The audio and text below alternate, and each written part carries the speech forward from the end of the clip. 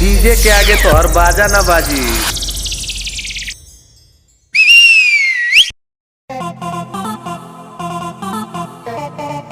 DJ Phoolchand Dhurve.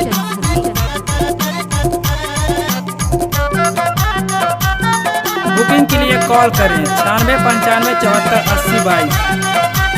DJ Phoolchand Dhurve. बोतल के दारू जना चिकना मा पियाई डारे, ये दे बोतल के दारू जना चिकना मा पियाई डारे भाई घर का गोसैया बनाई डारे हो, ए पियाई डारे भाई घर का गोसैया बनाई डारे हो। ए दे बारी के भाटा मा चटनी लाची खाई डारे, ए दे बारी के भाटा मा चटनी लाची खाई डारे, ए ची खाई डारे दाऊ माया लगा के रवाई डारे रे, न दाऊ न गा माया लगा के रवाई डारे रे।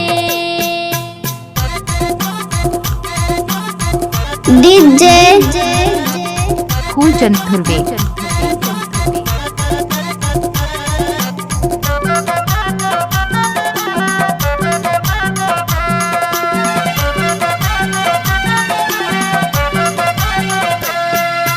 लाज लगे मोला शरम लागे मोला शरम लागे मोला रे, ज्यादा मन पर ही तोला भगा ले जा मोला भगा ले जा मोला रे दो।